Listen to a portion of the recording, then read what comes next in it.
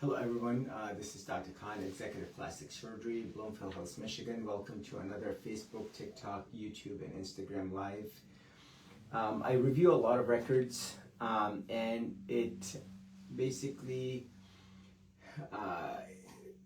hurts me to say that, there are patients who've already gone through the explant and now they're not getting better, they're not improving, their symptoms continue to linger on, and now they need to come back for what is a residual capsulectomy because they didn't do the surgery right initially. We know this from the many patients who have had an explant done where their surgeon did not remove the whole capsule, did not believe in breast implant illness, and the patient had capsules left behind, inflamed tissue left behind, spilled silicone left behind, that ruptured silicone left behind, the inflamed tissue left behind, and now the patients continue to have the many signs and symptoms suggestive of what is breast implant illness, and they know better themselves that they have that burden left behind because they're still relatively young or old and they have the many symptoms of what is suggestive of what is breast implant illness.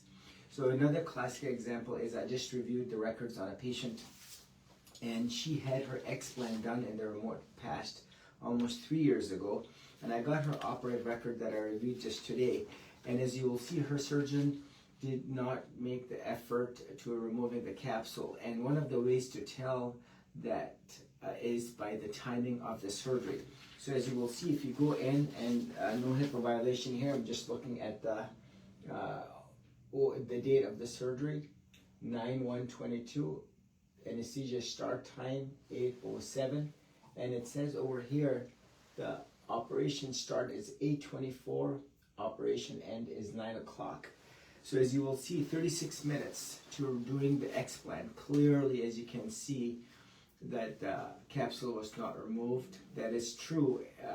The augmentation process in itself takes 15 minutes, depending on the surgeon's speed and skill. Under 45 minutes, under 1 hour, this is how long an augmentation process takes. Very fast, quick, especially if it's a replacement. Now, explant surgery, on the other hand, is a very involved surgery. It's a very thoughtful surgery. The surgeon has to be mentally, physically prepared for the surgery. And this is where a lot of thought process goes into if the implant's ruptured, if there's fluid around, the workup needs to be done. And it's not another speed surgery. This is more about precision, about the sophistication of doing the surgery in a manner where it's not about speed, it's more about skill. And so what I did was I essentially prepared on this board so you can see, and Mara, if you can check if this is going to all show up nicely. Yep, okay. So checklist to ensure proper explant. Number one, the length of the surgery should be approximately 4 hours. So in my practice, I take plus minus 4 hours to doing the surgery. There are times where I've gone in and just the explant alone, it took almost 6 hours. And there are times I've gone in where, one of the NBA players' wife, I was able to do hers in approximately an hour and a half. And it was done, documented, it's on YouTube. And this is where the implant was above the muscle. It was calcified and it was a very small implant. And certainly, it is very doable in that situation because of the way her implants literally were, quote, popping out themselves. So on average, 4 hours. Now, I see a lot of surgeons, the patients tell me that their friend got a surgery done by a surgeon who did fat grafting, a supposed lift, and an explant in 2.5 hours. So this is a big red flag in my practice, in my analysis, in my evaluation, as I talk to these patients who are complaining of the many hurt of what is breast implant illness symptoms, as if they still have the implants. The length of the incision, so the diameter of the implant essentially dictates the length of the incision. So another patient came to me that she had an en bloc done through the nipple areola complex, impossible. Another patient that had an implant removed from like a 2-3 centimeter small incision, impossible.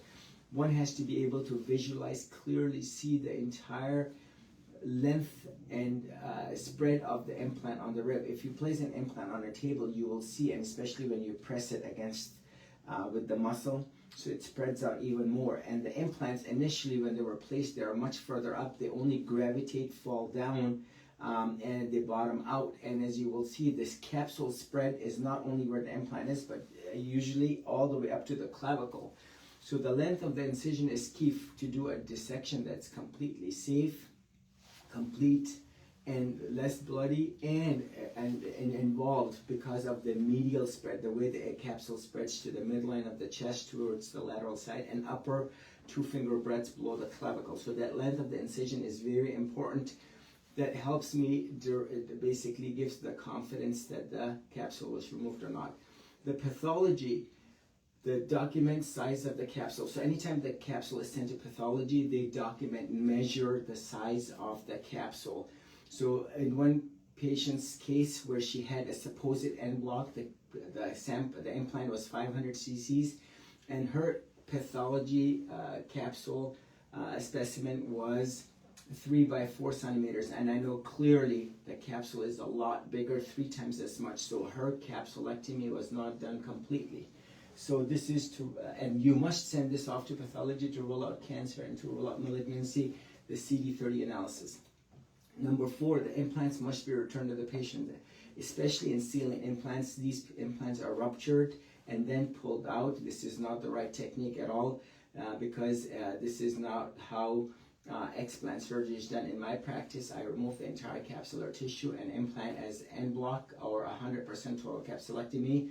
And you want to return the implants to the patient so they have mental psychological closure that the implants were removed and they match the card, they match that they were symmetric, and that basically have confirmation the implants were not damaged by the surgeon upon removal. Number 5, which I say is critical, and that's why the green asterisk, high definition videos, pictures of not only the chest wall, very, very important. If you have visualization of the chest wall showing complete removal of that capsule, what could be better proof than that? And also cutting open of the capsules on the table such that the implant and capsules, the capsules are cut open and the implants are now basically shown that the entire capsular tissue was removed. I see so many videos, pictures that the patients have shown me where the patient's initials, date of the surgery is not done. How do you know that's the patient's? The surgeon could have made an error in giving that video back. Some surgeons say they do not document or record. No, this is extremely important. If you take your gallbladder out, who cares? You do not want to see a picture of your gallbladder, but in this case, you want to see the high definition pictures and videos of the chest wall. This is the ultimate proof that the capsule was removed, and the surgeon should be happy and willing to show this, and you must require your surgeon to give you the videos and pictures. So in my practice, I show the high definition pictures and videos of the chest wall, showing complete removal of the capsule and implant.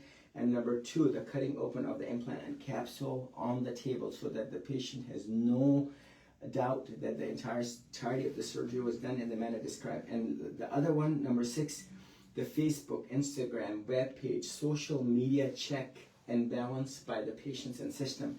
Every surgeon who is doing explants must have a Facebook page, a YouTube, TikTok, Instagram page where he or she is very openly transparent and discussing how he's doing the surgery, why he's doing it, what is he sending off to pathology, microbiology, and that the previous patients, the patients who have had their surgery, are talking to one another, because that's the true ultimate check and balance that the surgery is done right, and there's complete faithfulness and sincerity and honesty in regards to how the surgery is done.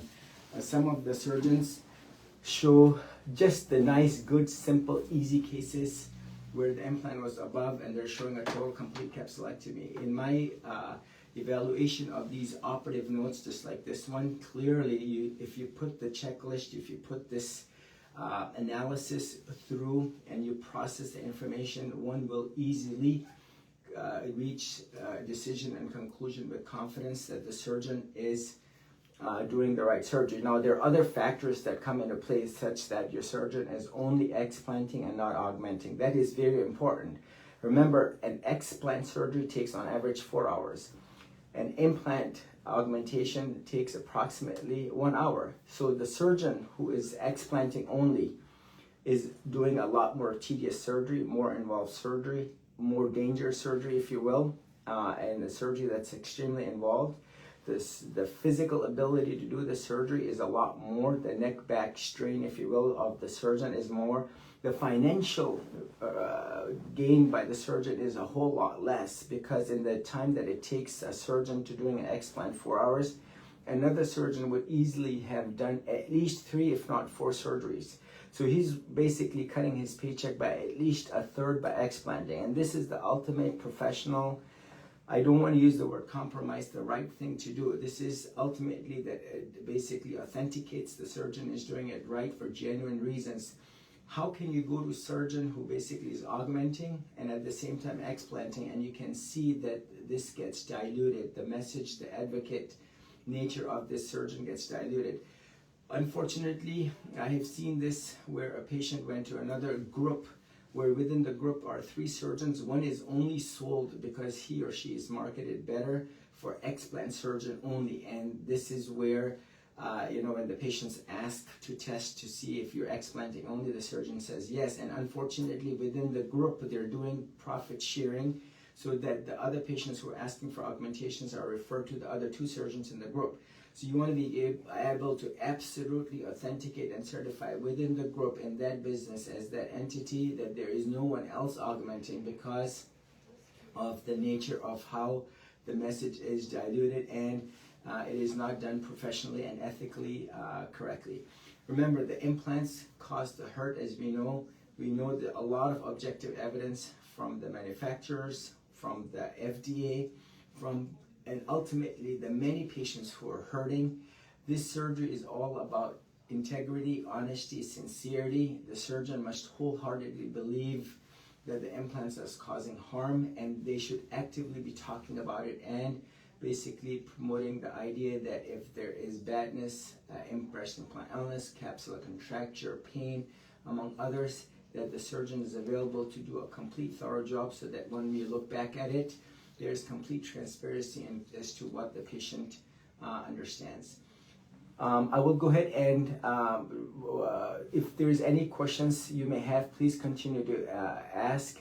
On Monday the 11th, I'm doing a very interesting Facebook Live along with the patient and her husband, who was key and instrumental in having the diagnosis made pre-op, such that he himself went through the task and the homework as to why his wife was going through the troubles of what is breast implant illness. We'll hear from her directly. We will hear from her in regards to the benefits of the explant. We'll hear from him as to what thought processes he went through in order to conclude that her medical relief was going to come from removal of the implants in the capsule, and we'll hear directly from them. So certainly please do not miss.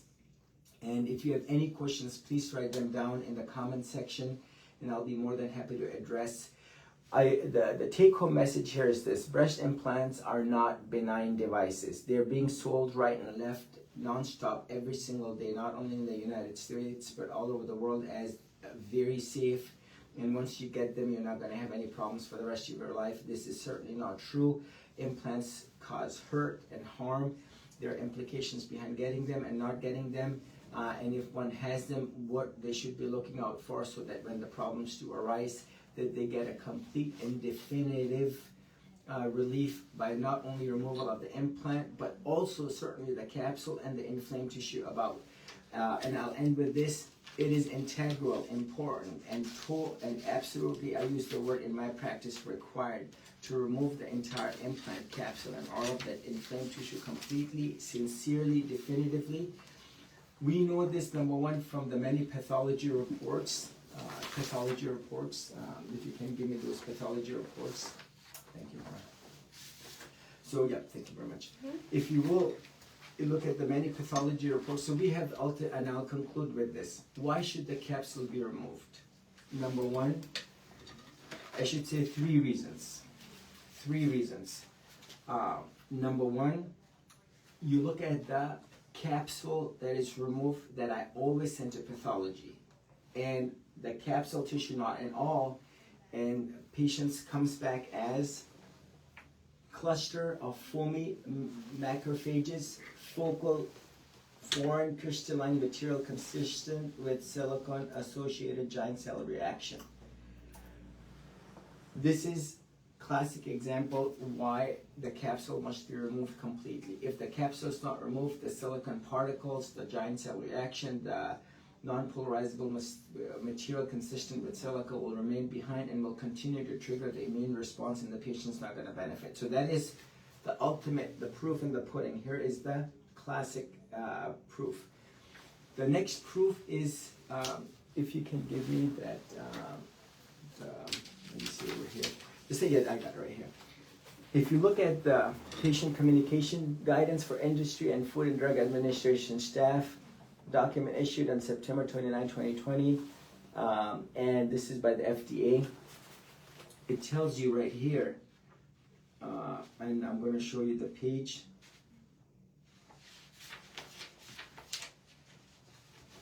All right, here we go. Systemic systems. This is page 13, and they want you to initialize. So this is the surgeon talking to the patient who is interested in getting implants. I understand that some patients have received breast implants have reported a variety of systemic symptoms, including joint pain, fatigue, rash, memory loss, and brain fog, and some patients have called breast implant illness. It is not some patients have called, we know it is breast implant illness. While the causes of these symptoms are unclear, some patients have reported relief of these symptoms with removal of their implants and surrounding scar tissue capsule. So they're telling you remove the scar tissue capsule. However, not all patients may experience improvement in their symptoms. Now, the reason behind that is, as you will see, that there is a potential that there is gel bleed occurs. I or the physician may not be able to tell the patient exam whether the implant has ruptured or is leaking silicone gel, and it tells you that basically that those patients that not improve, they have, and looking at the next page at 14, I understand silicone can migrate from an implant into nearby tissues, chest wall, lymph nodes, under the arm, organs, liver, lungs, where it may not be possible to remove. So in those patients, we remove the entire implant capsule and they're not improving because the silicone has migrated to the other areas of the body. Not in all, in small subset of patients. So that's the second proof. They're telling you remove the capsule along with the implant because that's where the relief is. And then the third and the ultimate relief is where you talk to the many patients who have gotten an explant and the capsule was left behind, and then they sought out a surgeon who does residual capsules, inflamed tissue removal, and then the patients improve remarkably. And that in itself is clinical evidence proof anecdotally. And if you talk to the many patients who have had residual capsules removed, like this patient who's coming, whose op report that I read, they continue to hurt, they continue to express the many signs and symptoms. These patients clearly and definitively state that they have improved remarkably and back to baseline once all of that capsular burden is removed along with that inflamed tissue. And these are the patient's own words, which are very powerful, and this attests to the fact that the whole capsule must be removed. Do it right, do it once, do it with someone who truly believes honestly, with integrity, who will take the time and effort and sincerity to be doing it. This is the surgery where you want to do it once, you want to do it right, you want to do it thoroughly, such that when you look back at it, and I will end with this, the capsules are sent to pathology to rule out the PLLC. The cultures are done for aerobic, anaerobic, and fungal. Drains are not used. Clearly, I have not used drains in well over 5.5 years, even with the many ruptured cases, large implants. The implants are returned to the patient, be it the saline implants or silicone implants, or even if they're ruptured. High definition pictures and videos of the chest wall are done to show complete removal of the capsule off of the rib and cutting open of the implant capsule on the table. Number 6, the twilight deep sedation. No lift is done at the time where majority of the patients do not need the unnecessary lift. Even the 70-year-old patient would not need that lift, as shown and seen and discussed with the many patients who have come my way. No doing unnecessary surgeries.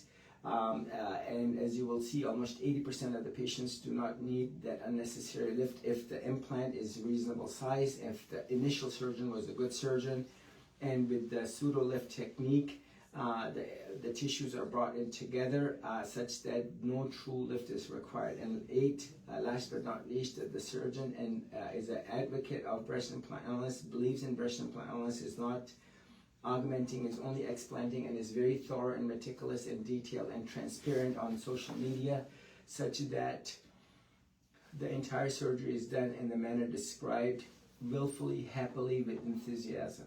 I will go ahead and conclude with this. Please ask questions. Till next time, take care, and we hope to see you on the 11th of August for another Facebook Live. This is Dr. Khan, Executive Plastic Surgery.